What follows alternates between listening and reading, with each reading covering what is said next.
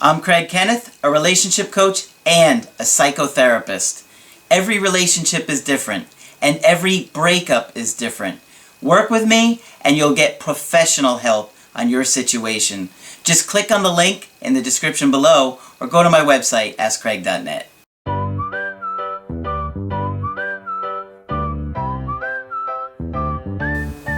Hi there, I'm Coach Craig Kenneth.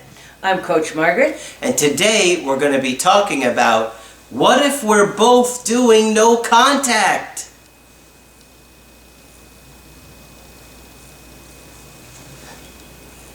Okay, I get this question a lot. Yeah. And I don't think we've ever really talked about it in a video And before. it's not the silly question you think it is at first. What if we're both doing no contact? So, one of the big fears that you guys have, and it's understandable, is that if your ex breaks up with you and you say, okay, everybody's telling me I gotta do no contact, I'm gonna do no contact. And then you do it, you start to wonder after a while, wait a minute, I haven't heard from them. Is this no contact thing working? I don't think it's working because they haven't contacted me. Or are we both doing it? Does that occur to you? Yeah. At that point? I don't know, does it? Yeah, it does. Because now you're thinking, what if they're doing no contact and they're just waiting for me to reach out? This could be a really long silence, you're thinking. Mm-hmm. Right? Nobody's going to reach out ever. Okay, so here's my thoughts behind this. Obviously, I've talked to many people over the years talking about whether they've been broken up with and doing the breakup. And one of the things that I have seen time and time again is the person that has been broken up with is absolutely terrified. They feel helpless, they feel hopeless, and they're really scared. Yeah. Now, the person that does the breaking up oftentimes had been thinking about that decision for a long time. Yeah. You just didn't realize it. Maybe even months, maybe they've been talking to somebody new, maybe they've had their eye on somebody new, or just thought this isn't going to work with you, maybe you've mistreated, whatever the reason. They've had it in their mind to end it. I don't think most people end a relationship during a big fight. No. I mean, it happens during a fight, but I think it's a lead-up. Yes, it's going on. The process is in motion before. Yeah. Yeah. And so, if that person had been thinking, I'm going to end this relationship, obviously they had thought it through, at least somewhat. Unless, it was more impulsive, but I think people tend to weigh their options before they end a relationship. Mm-hmm. So they're thinking, all right, I'm going to end this relationship. I don't know if I should do it. I have a personal friend of mine that's going through a breakup, and he was like, I don't know if I'm making the wrong decision. And he called me up, and he's like, I'm really scared that I'm making the wrong decision, because he was breaking up with this girl. Because he really liked her, but he just felt like it was not working for his personal life. Okay. So, he's thinking, I don't know if this is the right decision, and scared about it. Once he makes the decision, he's not going to be thinking about, should I go no contact? Okay? No, he's not. Right. He's thinking about, that was really hard, I really cared about this girl, I don't want to hurt her, I feel sad, I'm sorry that this happened, and I wish her the best. But when you first break up with somebody, you usually don't regret it. Not right away. No, you feel a sense of relief because you've thought about it for a long time, like you say, and then you've finally been able to do it. Mm-hmm. So you're going to feel an initial sense of relief. And meanwhile, when you've been broken up with, your immediate reaction is, please, let's salvage this, let's work it out. The last thing you want to do is let it go. Right. And it's terrifying.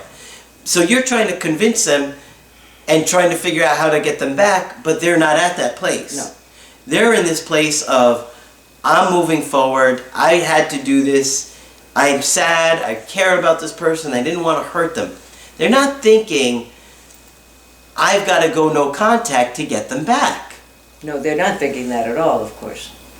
So, what happens is, the person that's been broken up with usually goes online, and they watch all these terrible videos, then they find me, Right. Then they start to see all this great information they've never heard before, attachment theory and anxiety and communication and mental health, and they're you know, wow, oh my gosh, I got it. And then they're like a sponge. Yes. And we're watching day and night and just trying to figure everything out. And you're realizing, I got to focus on this no contact thing. I got to stick to this to better my chances. But the person that did the breaking up is kind of going through a separate thing. Right. Where they're like focused on, you know, it didn't work out until they start to miss you. Right. That's when they start to wonder about you. But because they haven't typically gone online and looked at breakup advice, and maybe they did a little bit, like you have, like you're doing like 90% or 95%, they're only at like 5%. Yep. They're not thinking, I can't reach out to them and break no contact. They're typically impulsive, okay? And depending upon the level of functioning that the person has. Like, some people may just be really impulsive and reach out to you and not think how it's going to affect you. How, if you're hurting and if this makes things worse for you, they could be really selfish. Right. Some people are going to put more thought into it and think, well, I don't know, maybe they're upset at me, they're probably still angry at me, they probably don't want to hear from me, and so they don't reach out for a while until they start to miss you. They start to miss you. Yes. They start to get separation anxiety from you, and then they reach out. It doesn't work the same. You're both not in the same position looking at it identically, okay? So you are thinking about no contact, I can't break this because they broke up with me and how the situation played out. They're in a different position. They typically are more impulsive. They miss you one night in the middle of the night. They've been drinking with friends. They finally like look for an excuse. To call. The indirect direct approach. Yeah. And they use that. How's your cat? I miss the cat. Have you seen my green sneakers? Some excuse to reach out because they're testing the waters. They're not thinking, I can't stay in no contact waiting for you to reach out. It's just not where they're at. Right. So yes. So that's a great answer to the question. What if both people go no contact? It's not for the same reasons. Yeah. Yeah. I have never talked to one person ever that has done the breaking up that said to me, I'm going no contact in this situation. Not one has ever said to me, I'm in no contact because I broke up with this person and I want to reach out, but I want to repair things, but I have to wait for them. So maybe it has happened somewhere out there, but in my personal experience, have you ever seen that? No. No. No. So you don't need to worry about if the other person is going no contact. You're doing it for a completely different set of reasons. And believe me, when they are missing you enough and their anxiety is built up enough, they're going to reach out. They'll do the indirect direct approach in most cases. Sometimes they'll say, I miss you, but that's rare. Usually it's, have you seen my green sneakers, or something so like, what? Or sometimes they'll ask you something that you know they know the answer to. What was the name of the restaurant that your brother worked at? Yeah, right. You know the name of it. We were there 100 times. Right. Or they ask you something that you know they know the answer to. Or something that you know they don't need to contact you about because you know your situation and you'll be like, I know this is for a fake reason. And then we'll talk about it, right? Mm-hmm. So they're not going to do no contact for the same reason as you. So I don't think you need to worry about it. When you're doing no contact, know that if they want to reach out, they're going to do it. Right. Right. But I think that's very helpful. That clarifies things. The two very different positions that they're in. Mm-hmm. If you're the breakup-er, then you're dealing with a whole different process from the breakup-e. And so what you're saying, again, clarifies the idea of no contact, that when it goes on long enough, the person who did the breaking up is going to miss you. And that's what the no contact accomplishes. Absolutely. That's great. Yeah. Yep. So it's good to think about each having a different process. And that's one of the things that you're going to get when you do Skype coaching with us, is that we are going to look at things objectively, when you're in the situation, you often have tunnel vision, Yeah. especially if you're depressed. And if you're upset, then you have double tunnel vision, yeah. But, you know, Margaret, one of the things that you taught me many years ago is that when we're depressed, can you explain how people get that tunnel vision, what happens? Yes. If people get depressed or really upset or really bothered, but especially depressed, then life becomes less and less about thriving and more about surviving. And so your vision narrows. And whereas you might have thought about 100 different things in a day, you only have the energy to think about a few now. Mm-hmm. How am I going to get to work, because I have to work? How am I going to get home? Am I going to manage to eat?